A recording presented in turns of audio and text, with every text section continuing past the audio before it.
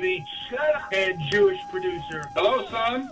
Shut up. We tackle the things that nobody tackles. Hello, son. Demand answers. Hello, son. Stop walking on eggshells. Shut up. Hello, son. Goofy Bone can get off his bloviated fat enchilada ass and start talking about La Raza. Hello, son. Jocking it, Pink Daddy Joe P. Jocking it, Pink Daddy Joe P. Whipping the skippy all day long, all day long. We're making a movie about white guilt. We're going to examine all these facts. Shut up. The civil rights movement today basically protects criminals. Okay, stop interrupting me. We're making a movie about white guilt. Okay, stop interrupting me. Shut up. We're making a movie about white guilt. Done in a beautiful fashion. The documentary at the same time, both prose and poetry. It's not the noble movement that it was. I'm above you on all these issues. I've been to the military. I have served in the capacity to protect your rights to bloviate. To protect your rights to bloviate. Who are you to tell me what my style is, you meth addict? I've been to the military. How do you know I'm a meth addict? I'm above you on all these issues. How do you know I'm a meth addict? You haven't served in the military. In fact, you wouldn't be fit for the military. I'm a racist, and I don't consider myself an especially similar person. What's this got to do with the price of rice in China? Well, I'm just telling you, I'm a better man than you are. You're a narcissist. We've established that. Okay, stop interrupting me. You could not defend the very rights you enjoy. You are the ultimate invalid.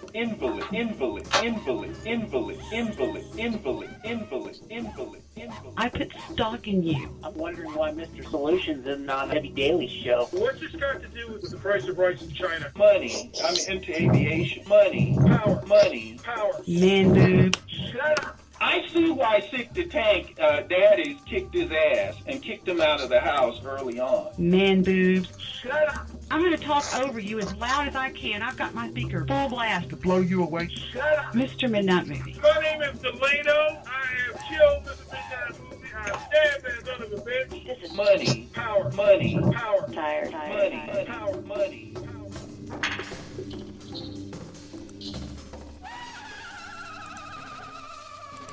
All right. Yes. Uh-oh. I'm hearing a big, We're hearing an echo. We're hearing a big time echo. Sorry about that. Hey, whoa. What's going on? Why is the echo? Why is there an echo? I'm sorry. Hold on. Echo. Hello. Okay. Hello. All right. How are you, Ruthie? I'm gonna redo my Skype. I'm gonna redo my Skype.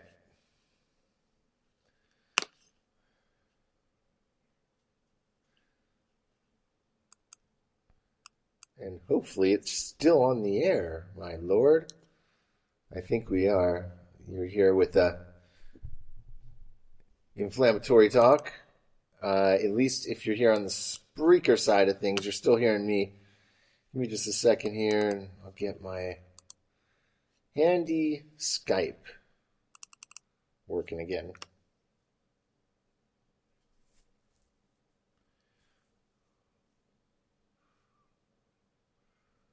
All right, so I'm going to join the call now.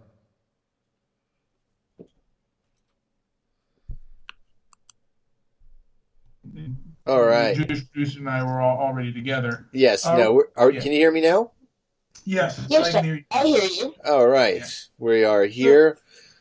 We are going to be expecting a phone call shortly. We'll have another guest joining us along with Ruthie DiTucci. We're going to be having Colin Flaherty, an author of some pretty controversial books. Redwood to Deadwood, Knockout Game a Lie, White Girl Bleed a Lot, and most recently, Don't Make the Black Kids Angry. Colin Flaherty should be joining us.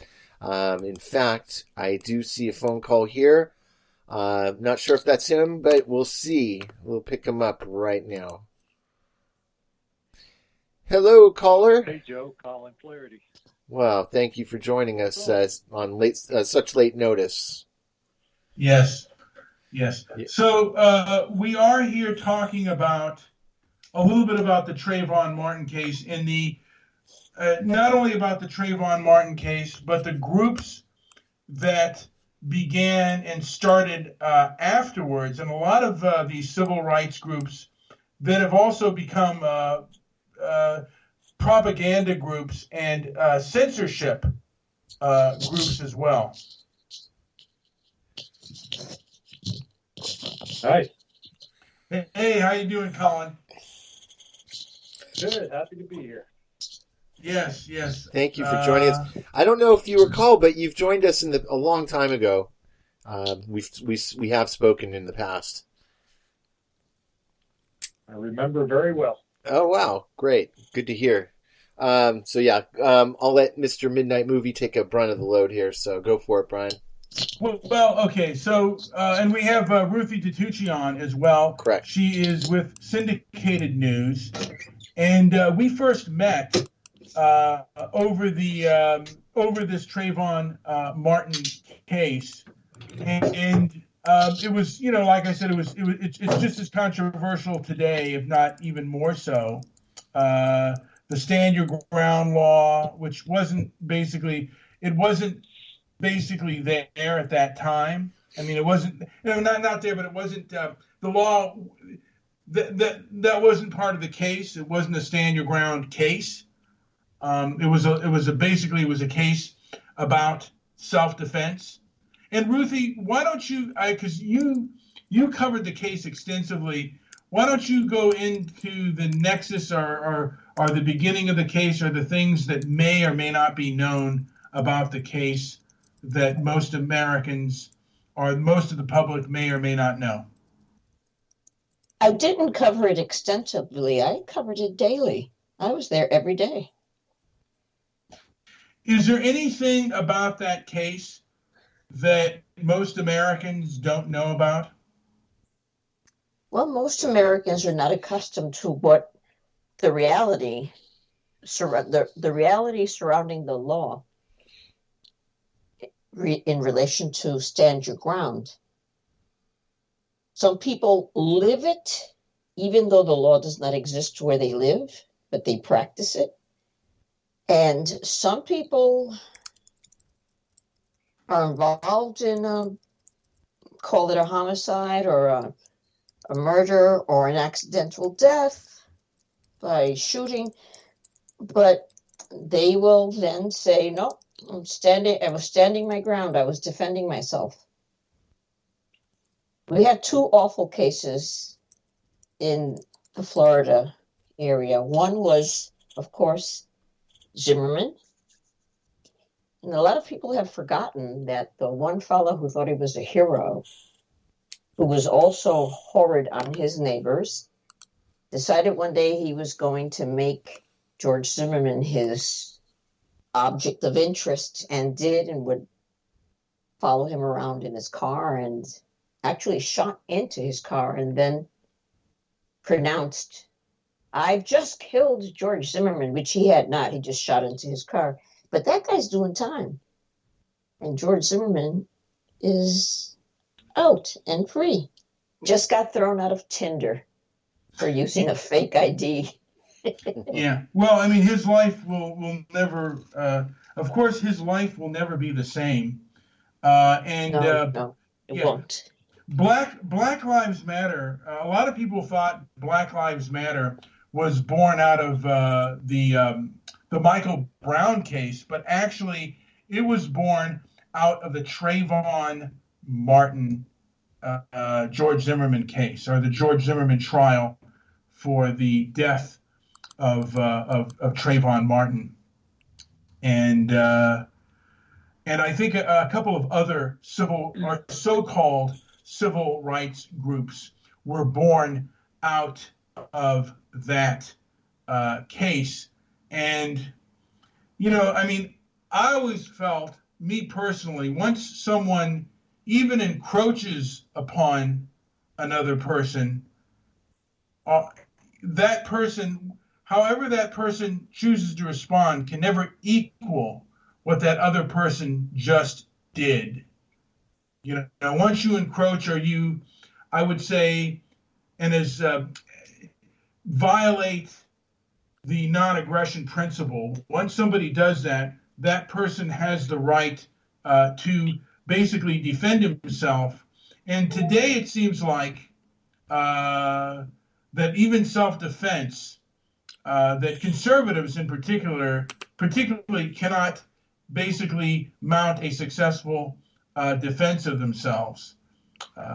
Anyway, Colin, do you have anything to add to the conversation? I mean, or anything to add to? Yeah. A little bit. I presume that's why you asked me on the show. Yeah, absolutely. I apologize. Yeah. I'm a little bit. Yeah. He's a little punch drunk. You know, when I think of the Trayvon case, the things that I remember really most clearly are you talk about things people didn't even know at the time. I remember it was kind of like the stuff they found in his locker. They tied into the burglary. They had the burglary tools. They had the fruits of his burglary labor from several burglaries in his locker, and they found it in his locker.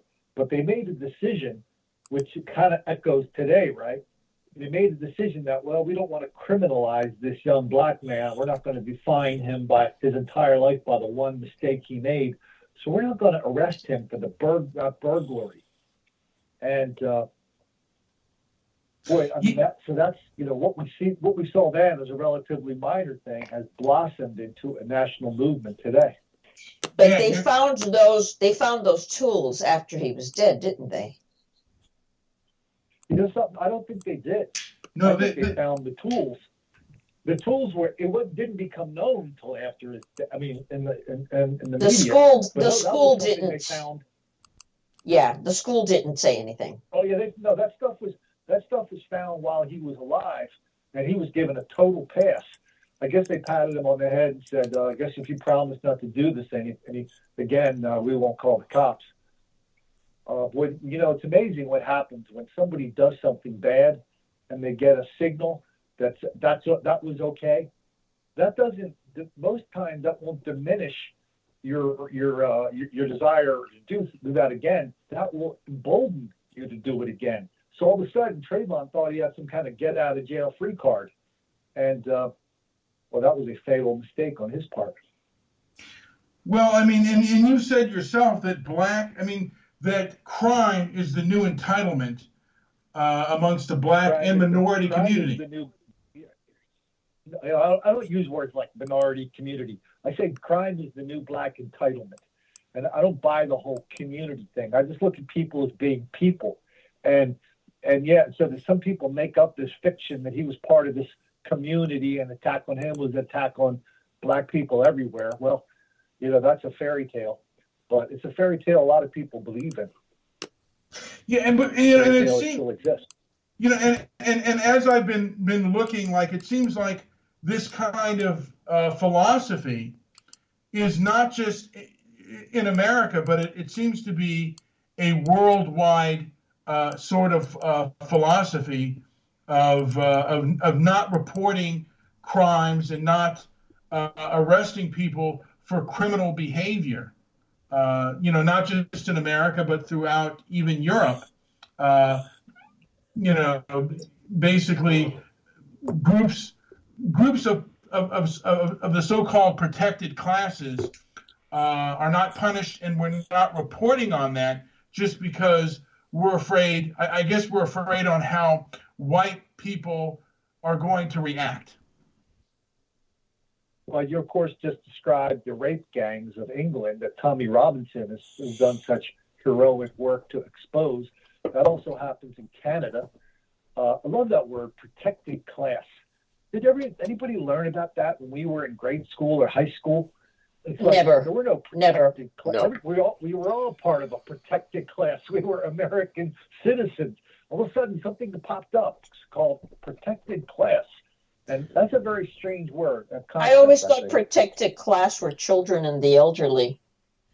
Yeah, but that's minorities. And handicapped people. That's what I've always thought. I actually got threatened by a member of the 80s because I was, I was talking to somebody on YouTube, and somebody from the ADL came in and said, "We're going to be investigating you. You seem to be." I forget the word she said, but something like you are harassing or bothering somebody from a protected class. And this was a member of the Nation of Islam that I was talking to. And I was giving them kind of a taste of their own medicine and just saying, if you don't like it here, there are black countries that you can go to and things like that if you dislike us and feel that we're as oppressive as you say.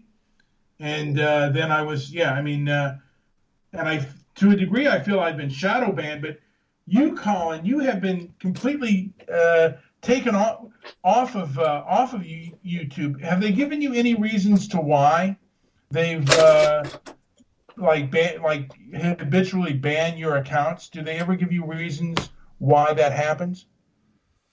No, nothing other than the obvious. They call it community standards, and a community standard is whatever 3 people with an email account say it is. So they just send a complaint in. Somebody you know the interesting thing about YouTube and Facebook too is that when you send in an email complaint and it arrives in some email box somewhere, chances are that email box isn't even in the United States. They have people in Ireland, they have people in India, the Philippines. They have people all over the world dictating what you and I can talk about on Facebook, YouTube, and Twitter. Isn't that weird? Yes. Well, I mean, let alone all the 23-year-olds with purple hair that just graduated from college last year, putting thumbs up or down, determining what you and I can talk about on Twitter and Facebook and YouTube. And my guess is you guys are, all 3 of you guys are as eager as I am. When I post something up on anywhere on my phone, I'm all over the place still. People take my videos and post them on YouTube now anyway. But I'm as eager as you are to say, listen, if there's something wrong in my videos, my audience, it's a big audience, they don't have time to waste on people telling them something that isn't true. So just come on there, face me, tell me what I have wrong, and we'll settle it that way. But it's never settled that way, is it? No, it's and it's done, by the way, because people have talked about like YouTube and other places like Twitter having like public forums and where people can go to court, like kind of a court, and say, because the community standards seem to be very arbitrary. And absolutely. Yeah, absolutely. And they've talked about saying if you're big enough, if your YouTube channel is big enough that you could go to like a kind of a court thing and have this thing discussed publicly. It's like, why is this happening? What about this do you feel is wrong, and why should this be banned? Because I've never heard that solution before, but that sounds like a pretty good idea. Even if the people who were banned, maybe we would have to pay $100 or a couple $100 to carry the cost of something like that. I would do that in a heartbeat. Yeah, because a lot of this seems to be done in secrecy and in privacy, and there are a lot of groups out there. It seems like that are in favor. I mean, today's civil rights movement, a large portion of it is very much a censorship organization. Have you had... That's a fact. Yeah. Have you had any dealings with something like the Color? Because I know the Color of Change is very actively into censoring YouTube channels it doesn't like. I've experienced, over a 3-year period, I had 125 million views on my YouTube channel. That's a lot of views. And so I attracted pretty much every group that George Soros gives money to track people. Those are the people who are tracking me. And it's just amazing. I mean, it's all they got is to shut you down. We don't know who they are. We don't know what they're up to. And they're secret. That's the best word. They're secret. And it's not like they're coming up with a better argument, like say, hey, we're going to have a public forum saying why this person is wrong. They just have I don't come to this discussion with clean hands, because on my YouTube channel, I would kick people off my channel all the time. If you dropped an F-bomb, a J-bomb, N-bomb, if you were saying, just saying vulgar or rude things, I'd say, boom, this is not third grade. I'm not your teacher. You're out of here. I kick people off my channel all the time. And YouTube will even they'll set up a filter for you. I had like 500 words and variations on words that we couldn't get through the filter, because it was really important to me to keep obscenity and vulgarity. I don't do that on my channel. I don't generalize. I don't stereotype. What I do is document stuff. I connect dots, and I always have video right there. I'm not asking anybody to believe something that I heard. I say, yeah, this happened.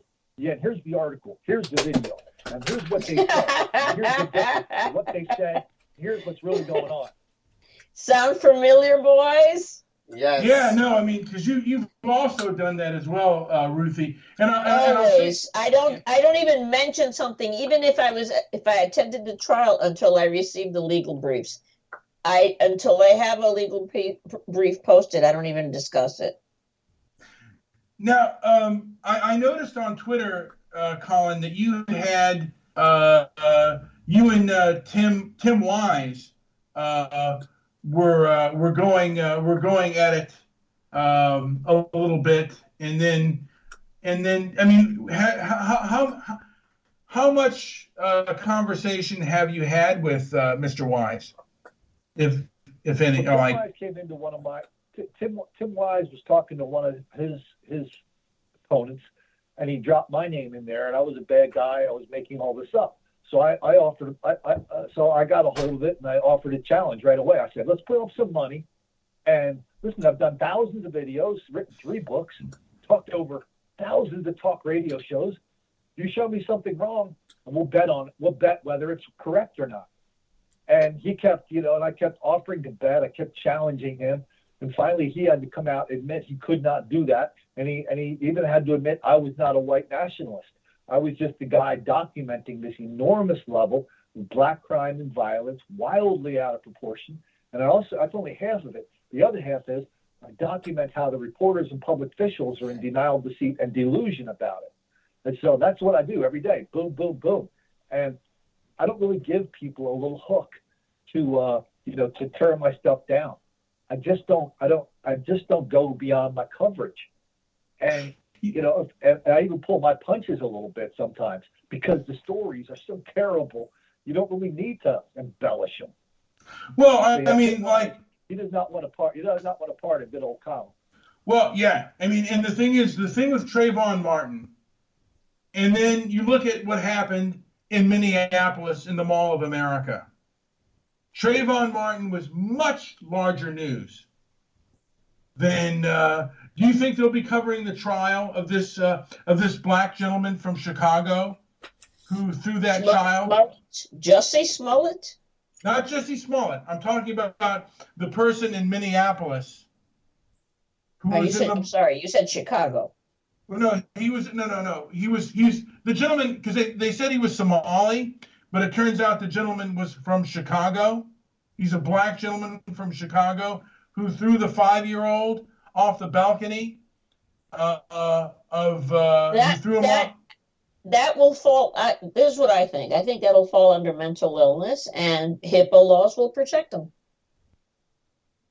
That may be true, but my thing is, do you think the news media would cover it the same way? No, I don't think they'll cover it.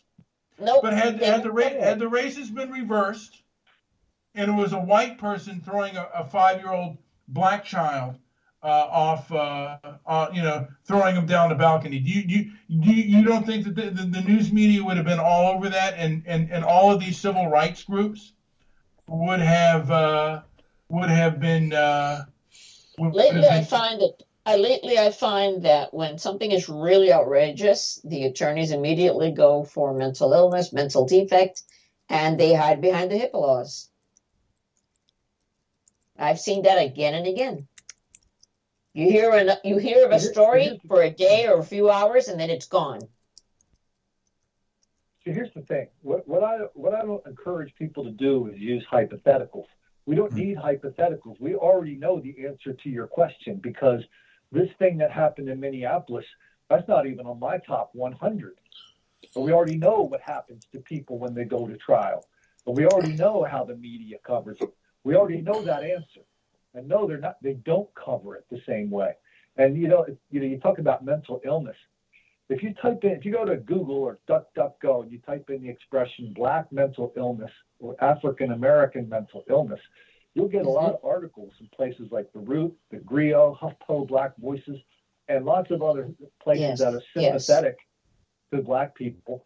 And they will discuss in some detail the enormous level of mental illness among Black people. They'll say 25 to 40% of Black people are mentally ill. That's enormous. Yeah.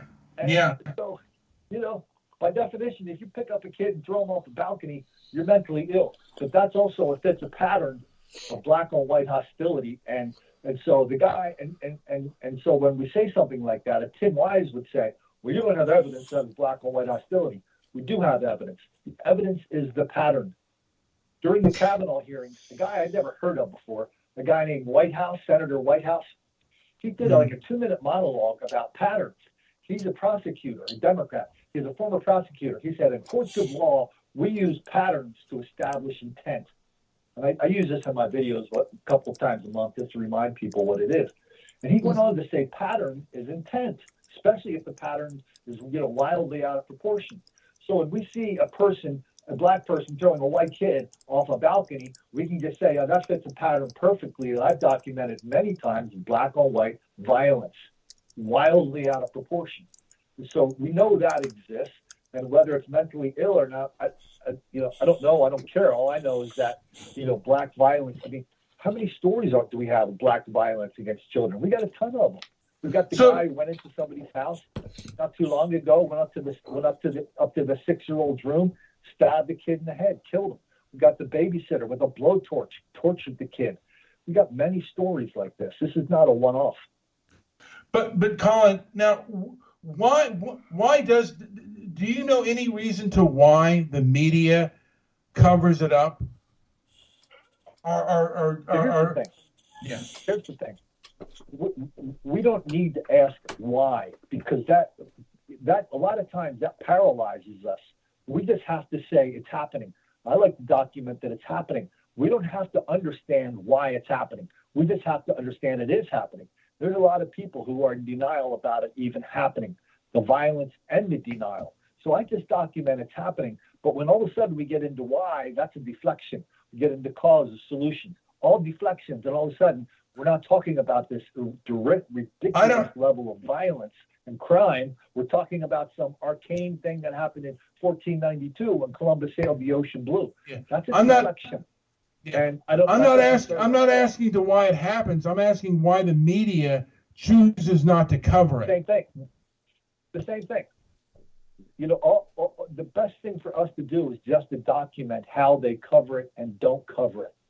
Not ask us. So I worked in a lot of newsrooms. I lecture to reporters at the University of California.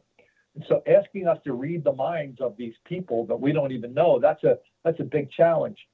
It's interesting. We're talking about secrets, right? And what's more secret, and what's the biggest secret in every city in America? The answer is, the secret is what happens in these newsrooms. Nobody knows who the editor is. Nobody knows where they go to church, where they went to school, what they like or don't like. Nobody knows anything about them. All we know is that these newsrooms are one big secret. And the psychiatrist would tell us we are only as sick as our secrets. So rather than get into the mind reading act on why these guys are doing this, let's just let them explain it. Let us document that they do it, and let them try to explain it. The other day, I did a story where I quoted Steve Chapman from the Chicago Tribune. People were there was a big story in Chicago, and the readers in Chicago were hammering this guy, saying, "Why didn't you mention the race of the people involved in that violence?" And he said, "We don't mention the race unless it's relevant." That applies to crime and to other stories too. That is so transparently untrue, so easy to prove untrue. You go to the Chicago Tribune, or any paper, type in the word black, type in African American, and you will see race being injected into many, many stories in every single Into everything. paper, sports, everything. And so now this big columnist at the Chicago Tribune, he looks us in the eye and says, "No, we're colorblind, Colin. We don't even follow, we don't even know what you're talking about. And if you have a curiosity about it, that's your problem." So these guys, they have their little shells up. They're living in their own little bubbles. That doesn't mean you and I have to, worry about what's on their mind. We just have to document how much they're in denial, deceit, and delusion. Well, because my problem is when the documentation is going out, it's being censored. Like it's not, because we know that the mainstream media is not going to cover it, but now we also know that these tech giants are going to kick us out of the public square, and because anytime we document anything like this, we will be censored. When I was a kid, growing up in the great state of Delaware, Wilmington, Delaware, home of the DuPont company, you learned things about DuPont, how they built this road, how they made a ton of money doing this and that, richer than Croesus. But at some point in the early 1900s, they were broken up a couple of times into many, many parts. Whatever DuPont did to have their monopoly broken, that wasn't 1/10 of 1% of what Facebook, Twitter, and YouTube and that Silicon Valley hive mind do every day. I don't see how this is sustainable, but we can just let them control the public square as they're doing right now. I don't see how that lasts. Well, I mean, and I've called it the civil rights industrial complex. Anybody that goes against their narrative will be punished and will be censored and even punished, because because not only the public sector, but also the private sector. A lot of these, a lot of these, like Chase Bank, has basically, said you can't bank with us anymore. You can't have a checking account. You won't have credit with us. I don't know if you've heard anything like that, Colin, but I've been hearing. So here's our challenge. Our challenge is not to wait for Facebook and the hive mind, Silicon Valley hive mind, to figure it out. We just have to keep putting one foot in front of the other and keep talking to our audience, whether it's email or minds.com or other platforms. And I especially think email is important, building our email lists. We just have to keep talking to our audiences and keep talking to them, whether it's big or small. We have to keep constantly instructing our audience what they can do to spread the message, like BitChute, great way to spread videos, minds.com, great way to spread videos. There's lots of places you can publish stuff, whether American Thinker, Front Page, Daily Caller. Sometimes sometimes they ask you to pull your punches or whatever, or Breitbart. And the conservative press, by the way, is largely absent on this whole topic of racial violence and things like that. And it's a little surprising. So it's really up to us just to keep developing our audience. And there are ways to do that, and without waiting around for the rest of these clowns to figure it out. Well, David Horowitz said that over 20 years ago. He said the Republican Party is very soft on the issue that you are discussing. I don't know if you are familiar with that gentleman, but he said that. Like, David Horowitz asked me to review his last book, so yeah, I know who David Horowitz is my whole life. Yeah, he's a hero. He's one of my personal heroes. He is, and he basically, he's a person who says, to a degree, and I don't think we're doing it, but we have, in my opinion, we have to give them a taste. I'd like to give the left a taste of its own medicine and call them out for their behavior and have them live up to the same standards that they ask everyone else to live up to. Because these are not just virtue signalers, but virtue hypocrites, in my opinion. Well, I'm with you 100% on that. We have to constantly expose them. Am I going to spend my time trying to get people banned? No, I don't do that. But am I constantly exposing the difference between what they say and what is reality? Oh yeah, that's a never-ending thing. And we just have to keep chipping away at it. And it's a mountain of deceit. We just have to keep chipping away. Each one of us, no matter, I don't care if it's your 5-foot square around you or, a bigger audience that you and I might have. We just have to be as relentless as they are. And here's our tools we have to use. We have to use facts, not hypotheticals, not predicting the future. None of that stuff, not history. None of that's relevant. What's relevant is what is happening right now. That's our most powerful thing that we have. We just have to keep using it because there is no defense when we expose them for the clowns that they are. Now, do you ever get angry at these people? Because some of them are absolutely devious, and just because I used to think that there was that there was some reasonableness out there, and they're not. I have found that a lot of these people are very conniving and very nasty, vindictive people. They are, and they're also crazy. They're insane. So our challenge is, how do we challenge insanity? We have to challenge insanity with rationality and facts. Bam, bam, bam. This happened. That happened. Yeah, I try to connect a few dots every now and then, but at the same time, I'm not trying to give people the overall big picture or the universal thing. I'm saying, no, I'm trying to stay micro, going, yeah, this is happening. Connect the dots. Look at this. It's happening all over the country. When I document black violence, denial, black and white hostility, and it's just, boom, boom, boom, boom. And we have to stay rational and calm. Passionate, yes. It's kind of a calm and passionate in a passionate way. I just was wondering, we have a caller. Are we able to maybe field a quick call and see how that goes? Let's take him, see if he's polite. Hello, 864. How you doing?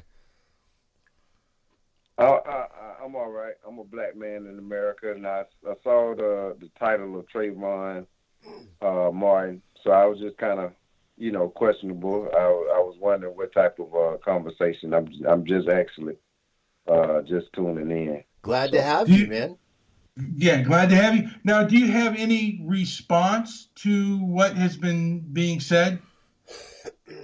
I just really got on, so I really didn't, I guess get a chance to... Okay, well, let us ask you a question. Tell us about Trayvon. Does he represent anything bigger to you? Of course he does. He recorded, when somebody said something, made a statement about history. History is irrelevant or, inside seeing the bigger picture of the worldview in the now. And I think that's just, kind of ludicrous because that's the only thing that you can predicate and establish a template. That's the only way you can formulate is by understanding the past. You understand, even with any team, football team, basketball team, in order for them to seize the day and actually, win a championship in the today, a lot of times they do research. They study their opponent. They see what their weaknesses were on last, occasion. And what I do see within Trayvon Martin is the same unfairness that happened to this little young black man here in America. And people may say, well, hey, he smoked weed or, he was doing whatever. He was a typical teenager. He was a typical kid. What kid is perfect? But, it recalls to my mind the brutal history that us as the black people, we had to endure here in America and are still enduring. And like I said, Trayvon Martin kind of put that in my face, current day, the Emmett Till. I can recall the Emmett Till story. There was another. You were around in 1955. What'd you say? You were around in 1955. No, was I around in the area that 9/11 happened. but that doesn't remove me from rendering my thoughts or my concerns with Let this. me ask you a question about Emmett Till.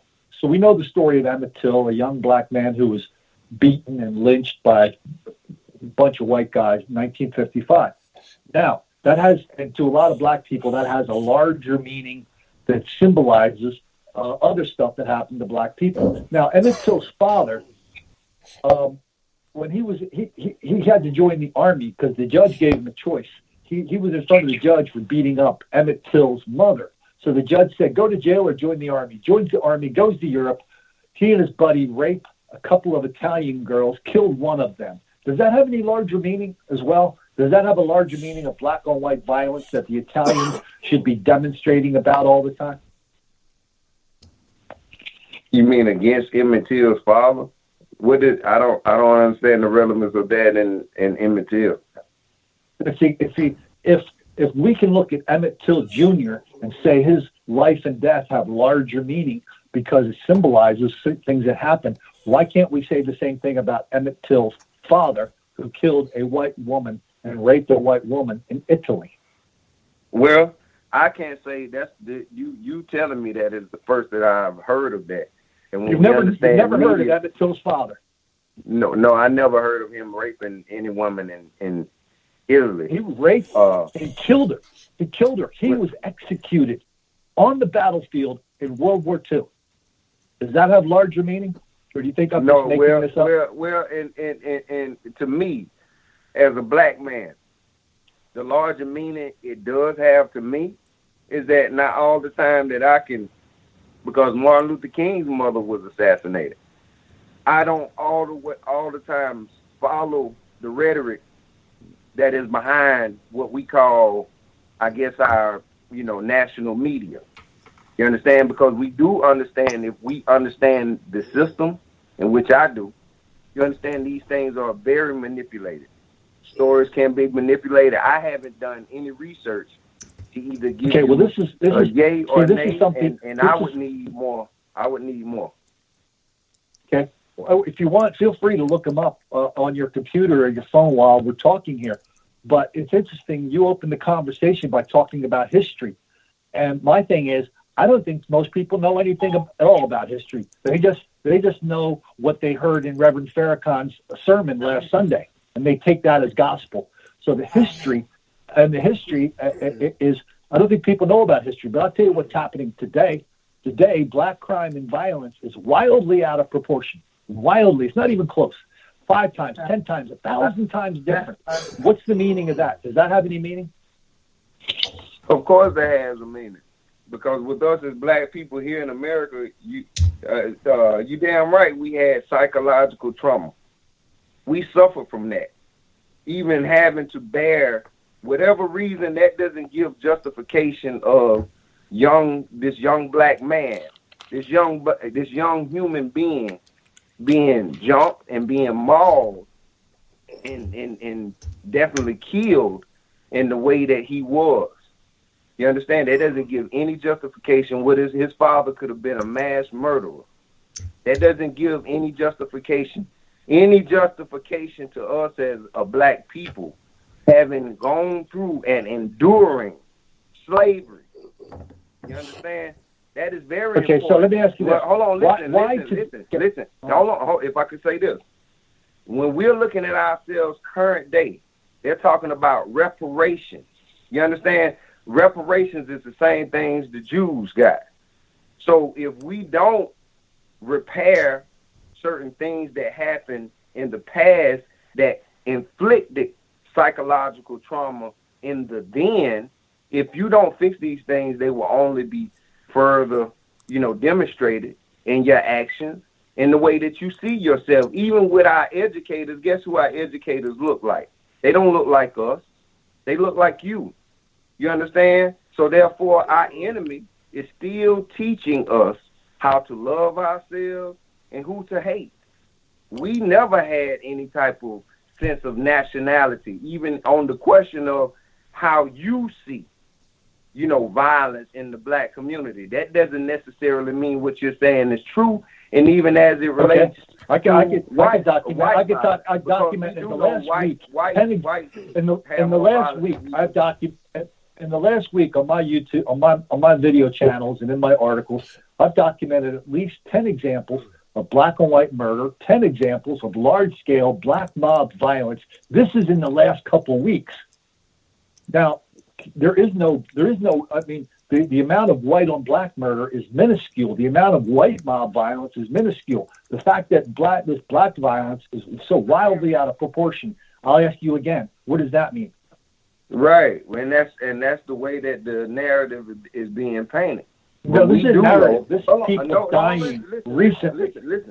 Listen. Even when you saying the history of violence, no, if you're a Caucasian or European or you quote unquote white, you do know that there is none other that could catalog violence being demonstrated on such a brutal as white folks. We do know that. You would have to say hands down. So when you're talking about even if we could mock that behavior, even if that was, and I don't believe whatever it is that you're saying, but even if us as a black people, because we still are powerless. You guys, white folks are the ones that still have all the power. You understand? So yeah, this is like something right out of the Farrakhan playbook. We can only emulate. I get the Farrakhan stuff. I'll ask you one more time. So the answer to a question I asked you is that on some level, white people deserve this enormous level of black on white violence and black hostility that I document every single day. You say what? White people deserve it, right? We deserve it because of what you perceive. Yeah, we deserve black crime, violence, and murder wildly out of proportion. We deserve it because of what you perceive of our mistreatment of black people. I mean, it's a thing when you understand science and when you understand nature, the nature of things. What goes up comes down. You understand? You understand the mechanics of nature itself.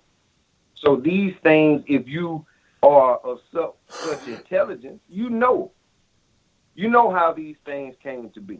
So white people deserve. White people deserve. Even in the behavior that you say could or is displayed in the black community, guess who we have to go to get the jobs in normal cases? Guess who owns the mainstream corporations and major record labels? You understand? So guess who a lot of times is painting the image? We know this shit. We already know this is true. So this is things, when you're talking about the heavy Jewish influence, you understand? These are not black Jews. These are your Ashkenazi Jews. These are Jews, Caucasian Jews.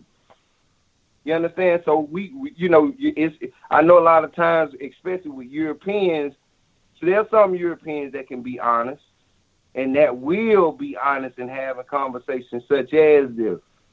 Because we got here talking about Trayvon Martin.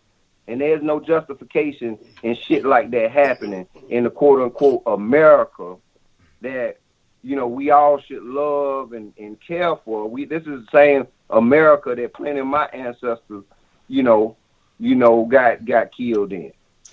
I think I definitely should feel some way. I'd like to ask the gentleman a question. Have you ever thought of repatriating to another country where you may be treated better? Right. That's right. That's not out of the question. So. Okay. So you may leave, and then would you take other individuals who believe like you to another country? Because you seem not to like America. That wouldn't be my concern. So you're right. If I had issues with America, I would look at, I'm not one of the ones that's gonna sit around here and cry. But you can always you can always. I will go somewhere else. But why don't you? That's right. Why don't you? Why don't you go somewhere else? But why don't you go somewhere else? I could be that in that place right now. I mean. Okay, that's fine. Hey, JP, we have another caller on the line. Do you want to pick another caller up as well? We do. Great comments. 619. Hold on 1 second here. 201. You got anything to contribute? Sure. My ancestors were enslaved by black people in Africa 2,000 years ago.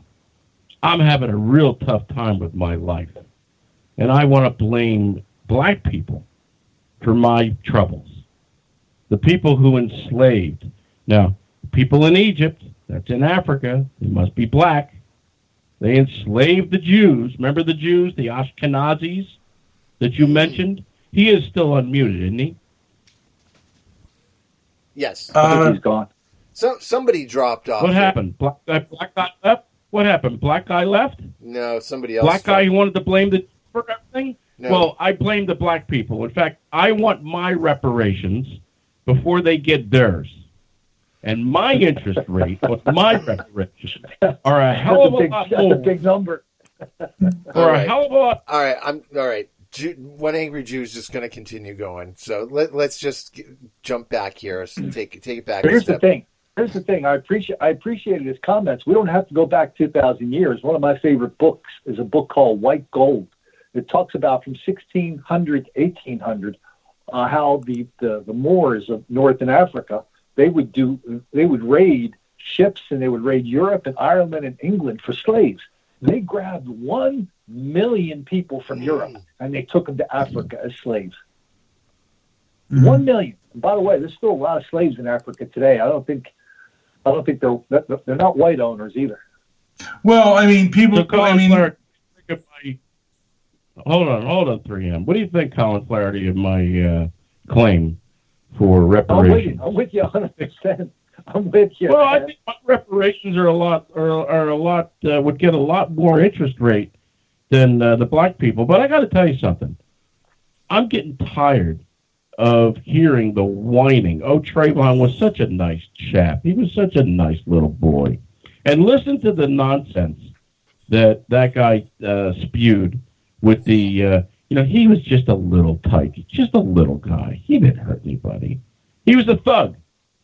He acted like a thug in school. He had a thuggish history in school. But, of course, we're not supposed to talk about that. I do have a question for you. Have you been deplatformed? Many times. So is there any platform that you've not been demonetized, deplatformed? How do you get your word out? So here's what I do. I make videos every day. I write articles. And I do a podcast. And I still have a nice sized audience, which is growing. And the fun thing about my audience is I tell people, take my videos and post them on YouTube. I've got like 10 or 20 people now. Every time I put a video up, they're posting it on YouTube. So there's ways to skin the cat. Yeah, what happens to those videos though that they post? Sometimes they get taken down as well. But right now there's like 1,000. There's got to be 1,000 of my videos on YouTube now. They have not taken down only because they kind of haven't gotten around to it. But these videos are getting 100,000 views, 150,000 views, and so we have a lot of people determined to tell the truth about this black crime and violence. It's what I call the greatest hoax of our lifetime, the hoax of black victimization and the hoax of white racism. That guy, that last caller we had on, he was perfect. He was perfect. Oh, yeah. Well, it was all about black victimization. He was perfect in the fact that, yes, he gave a great example of somebody who was uneducated, who was just repeating what he was told, and really had wait a second. He really had no knowledge. 619 is still here. The stuff he was saying, that's the stuff you hear on NPR. That's the stuff you hear on MSNBC, CNN, New York Times, Washington Post. He was a perfect representative of all the stuff I document every day. Oh, there's lots of them on Blog Talk Radio. But this time of night, you're going to get all of them. But not to take away from your niche. Your niche is the black violence. But you're watching you just watched the bombings in Colombo in Sri Lanka. And they don't say that they bombed churches or that they bombed Christians, which was exactly what they did. What they're saying is that they bombed Easter worshipers, which is a term I've not heard before.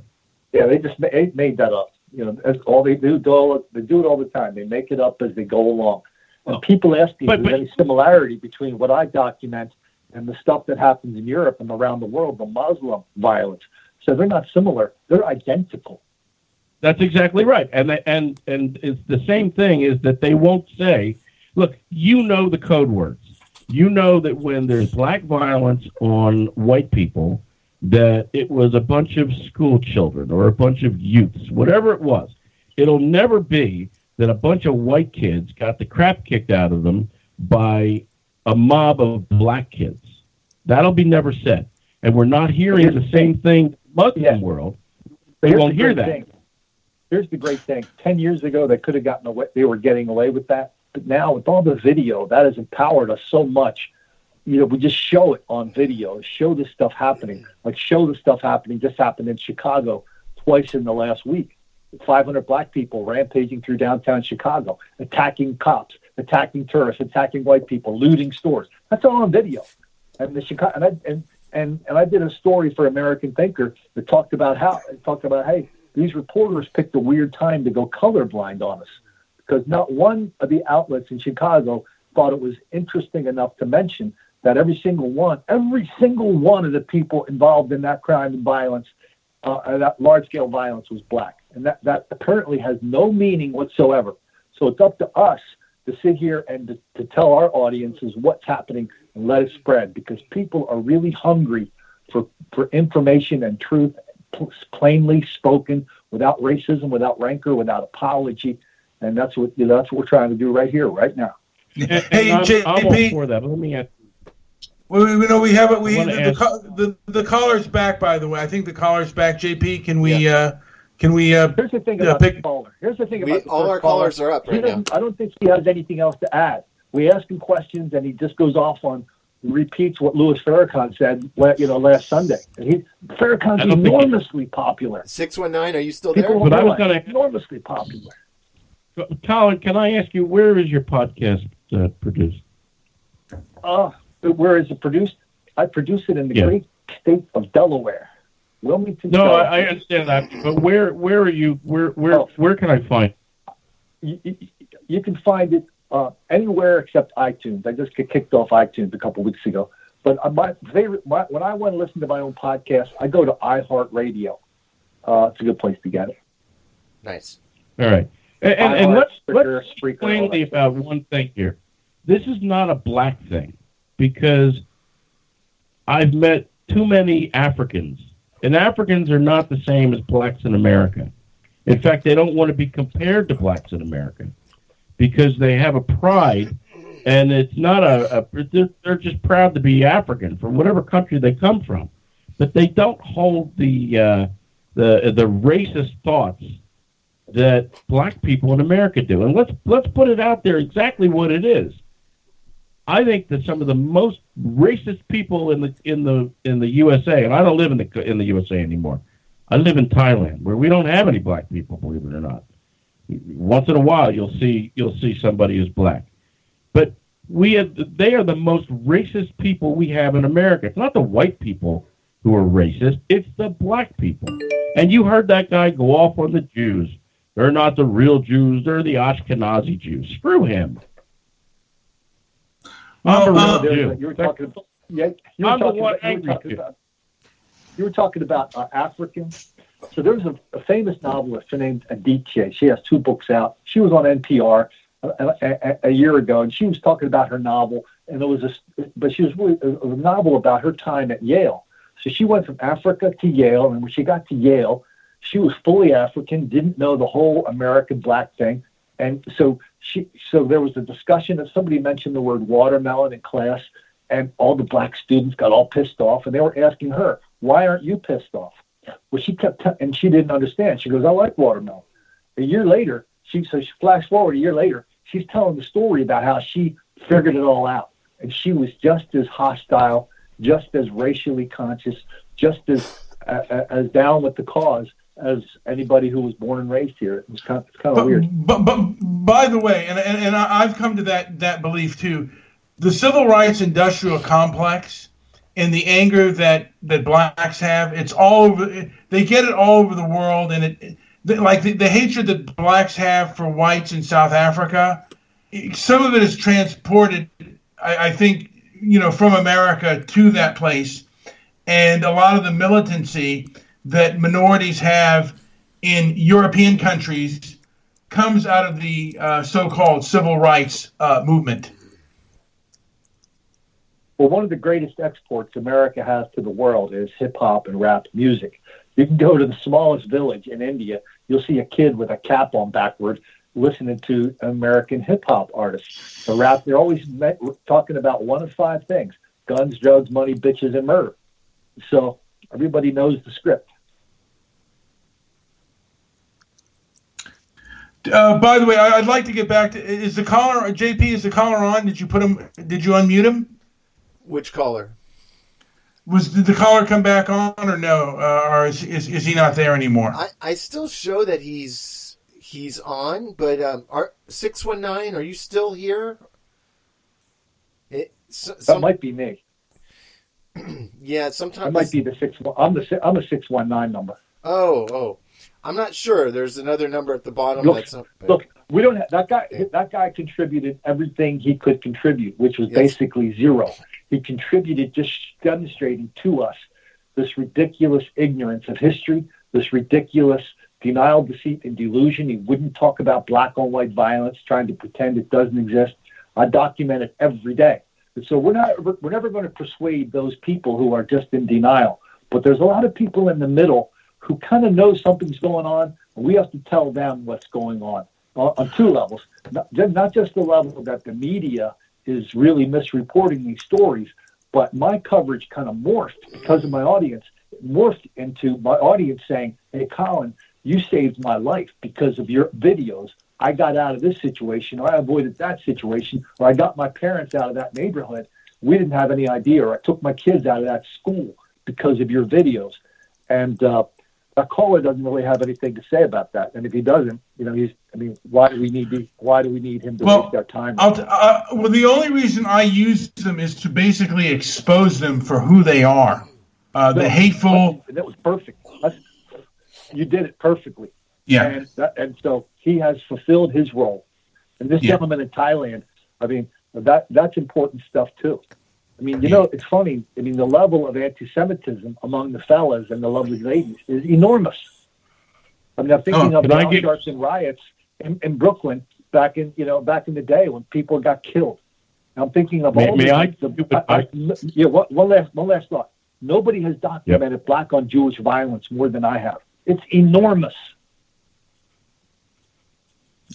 Sorry, guys. I was wondering, gentlemen.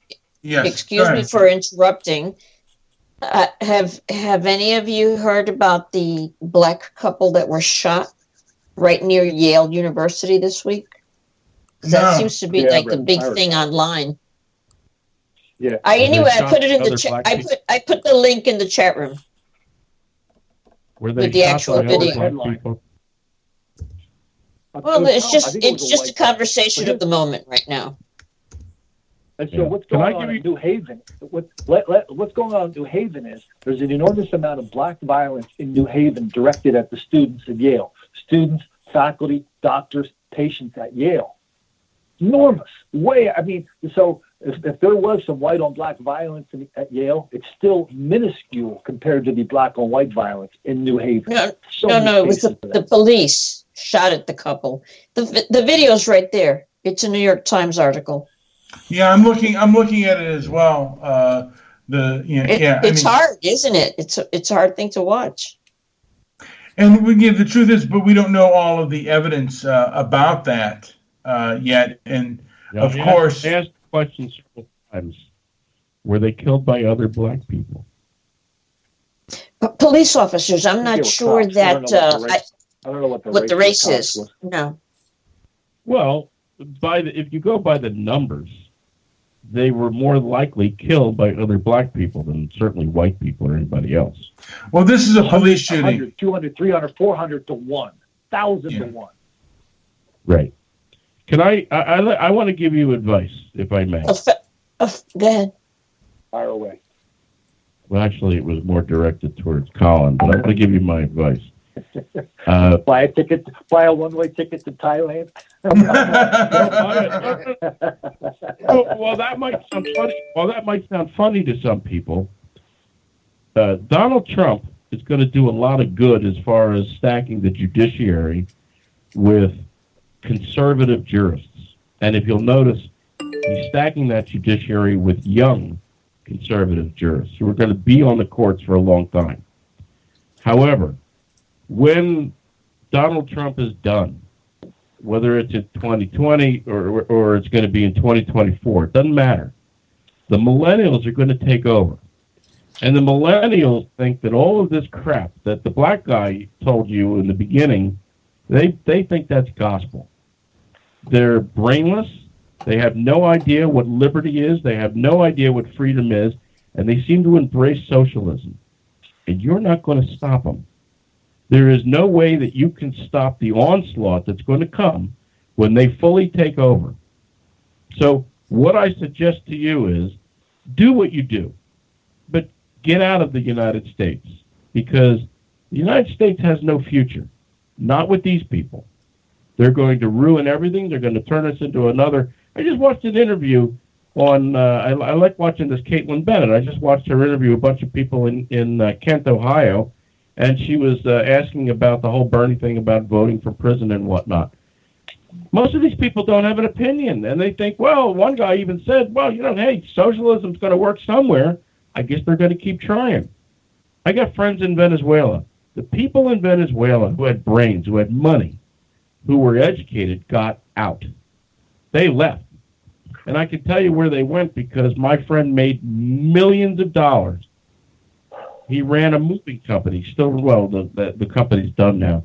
But he ran a moving company that moved everybody out of Venezuela. Since 1998, he was doing nothing but moving people out, not in. In fact, they moved so many people out, they couldn't get shipping containers in to put their stuff in and get them out of there. Yeah, I get that. And if anybody thinks that you're going to turn around the United States, and I'm sorry to say it, but it's going to be destroyed by the millennials and the Gen Z, whatever they are. Because the millennials are making more millennials, and they're even stupider than they are.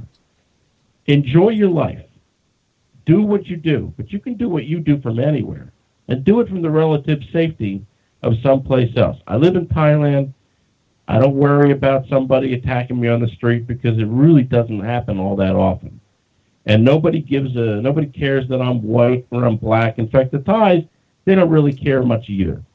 But there's plenty of countries that you can enjoy yourself in. Do what you do, still do everything on the internet.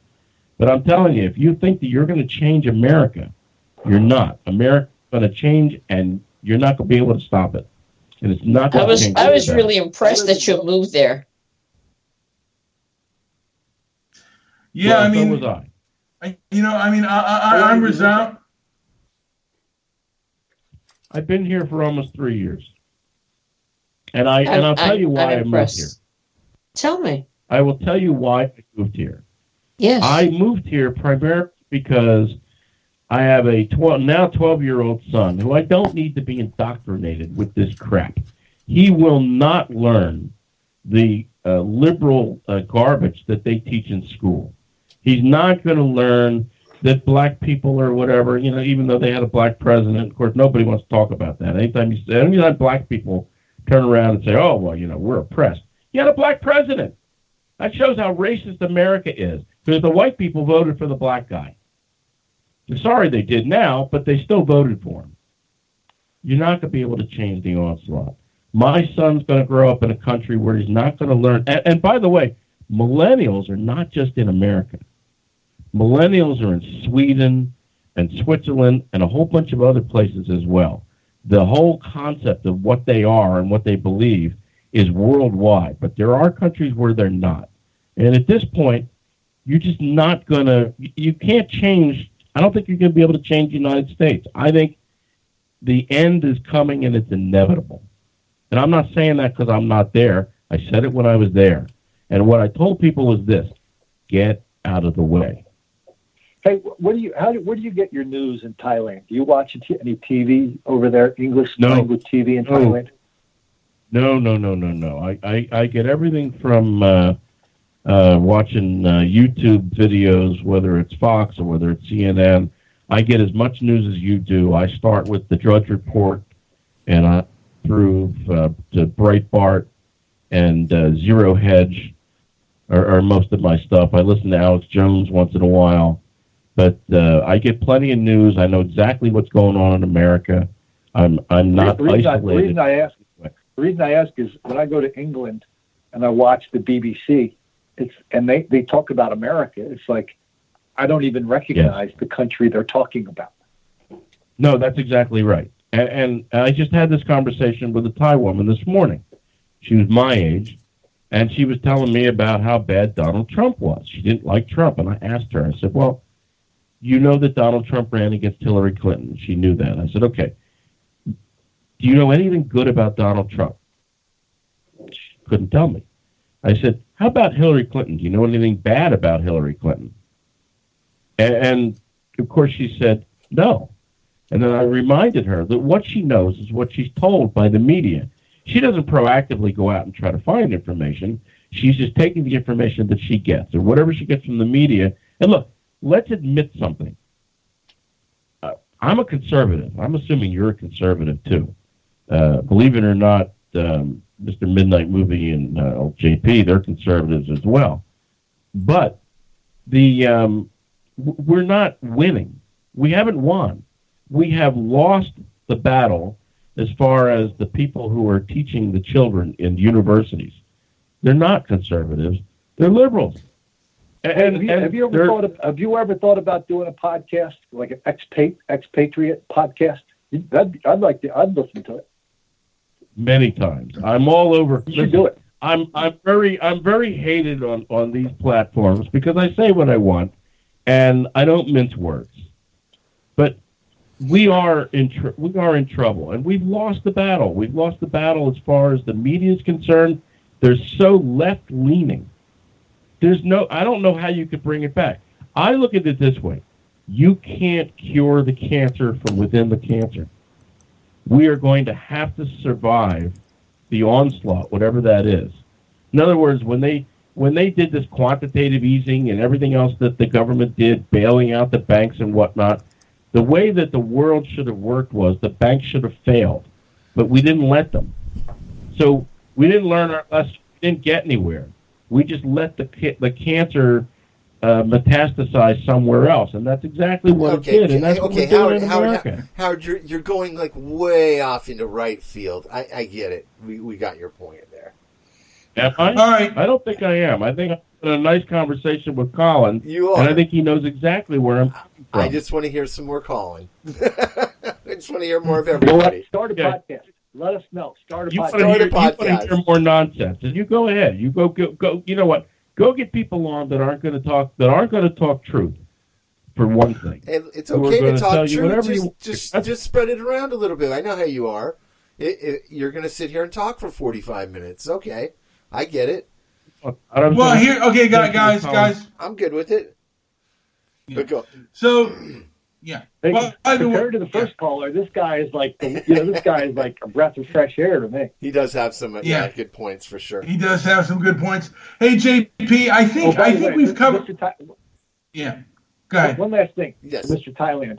You know, there's an enormous. I document this too. An enormous amount of Black on Asian violence in this country that the Asians know about, but they don't really speak out about it. So my stuff is very popular in mainland China for some reason. I get people translating my videos and publishing it in China. So maybe someday I'll get a free bowl of Chinese food over there. Well, the truth is today what we have is the truth is being a what's the word? You're a deviant if you're going to speak truth, and you're going to be hate speech.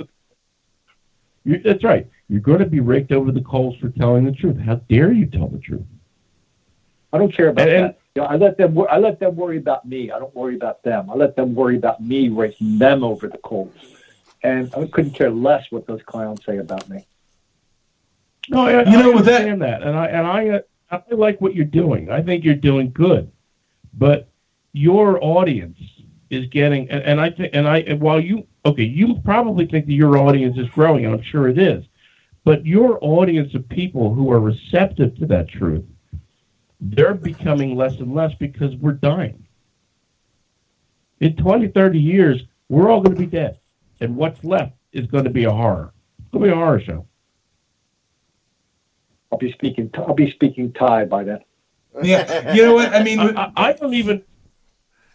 I live in Thailand, but I'm not assimilated in Thailand. I could care less. I don't care about their politics. Frankly, I think they're children. I don't think they understand. They want that. They want daddy government to tell them what to do in every step of the way. They're not ready for true liberty. But then the generation in America that's about to take over and displace us, they're not ready either. Good point. Well, and with that, that's the question.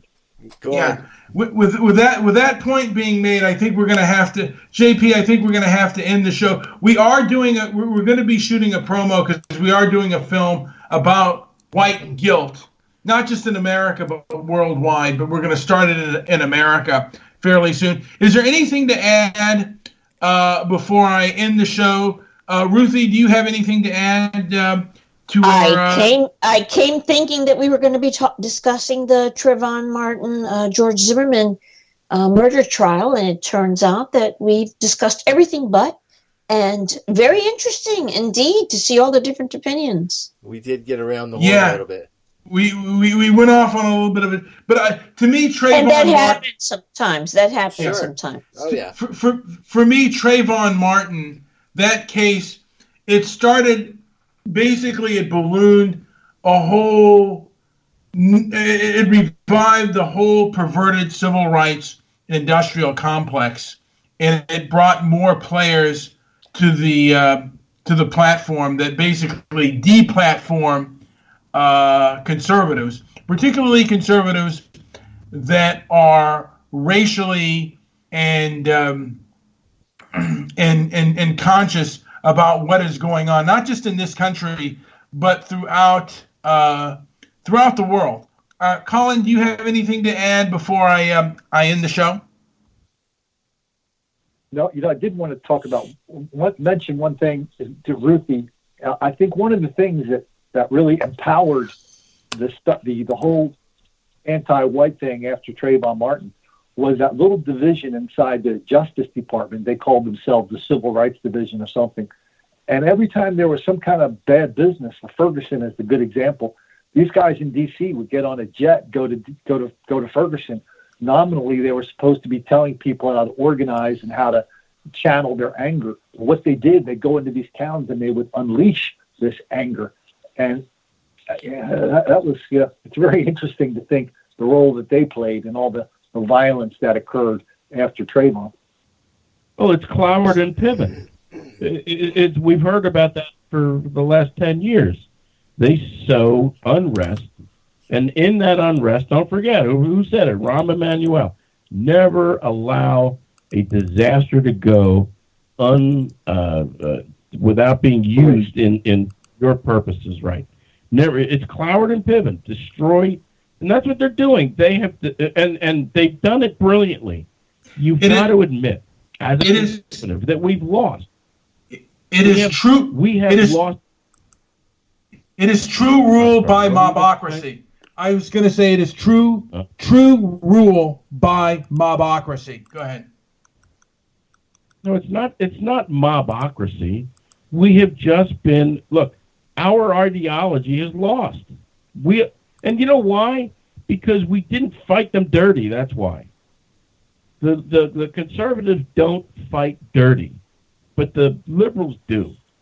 And they do whatever they got to do, and they take no prisoners. And that's exactly what they did. They have infiltrated the schools.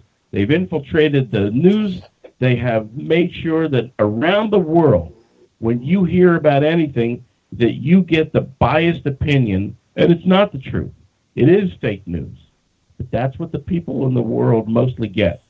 And only if you're proactively looking for news, like as I do, you're going to find the grain of truth that's in there.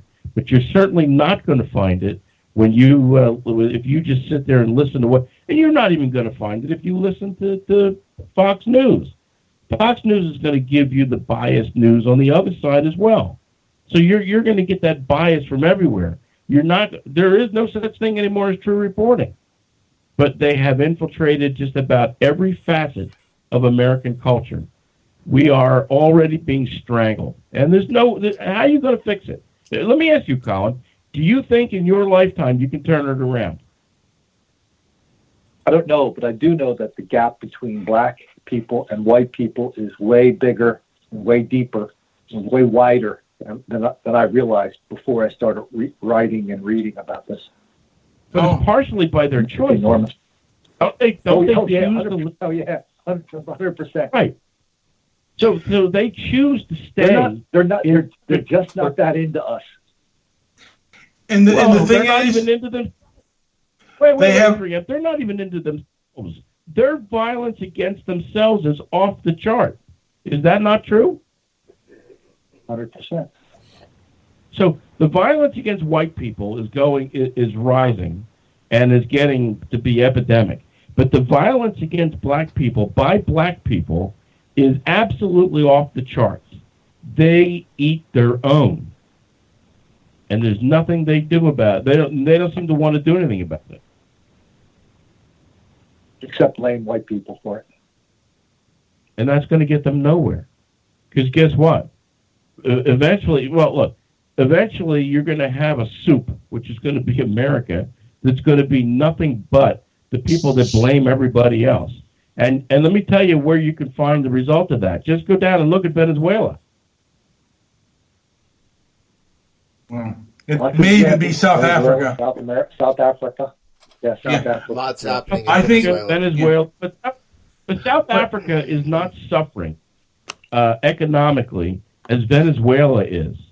South Africa is obviously got a racial problem. America's got a racial problem, but Venezuela, and first of all, Venezuela never really had a racial problem, because guess what? You can find Venezuelans just about every color. You can find black people who will be speaking Spanish and they're Venezuelans, and racism was not a real issue. Socialism was the issue. And now we've got a generation who seem to embrace socialism. How can that be good? All right, JP. With that being said, do you want to end it? We can. Sure. I think we've covered all bases here. Go to colinflaherty.com. I think that's your website name, right? Yeah, and you can also support him by buying his merchandise. Yeah. He's got cups that says "Truth is the real hate speech," and then also, if you want a great starting point, get White Girl Bleed a Lot is just a real powerful book. Really, really well done. Let me follow on just one more question. How do you take money? Haven't they deplatformed you as far as the finances as well? No. People send money to my house, but I'm on PayPal at paypal.me/Flaherty457, and people want to be a part of what I do because they know they can't speak out themselves. So they support somebody who does. Awesome. And so that really has taken the place of the money I was getting from YouTube. That's powerful today, man. Right, but that's great. But what I'm asking you is, have you been approached by PayPal? Because now PayPal has got Soros influencing it. Have you not been approached by PayPal and your bank? I mean, other people have had their banks tell them, you know what, we don't want your business, and they're doing that in the credit card companies. Knock on wood, not yet. If it happens, see, I'm in touch with everybody by email, and so that's the key. If I can be in touch with my peeps, and as we move from platform to platform, they just come along with me. I just tell them what's up. Yeah. Well, folks, won't you Google? Just check out Colin Flaherty, and and I was going to go into the banking news as well. But JP, I think that we covered all bases, and I think it's a good time to play our outro music, the same as our intro music, and call it a day. And I really thank you guys for listening. Well, folks, thank you guys. This is the best show on Blog Talk and the best show on the internet.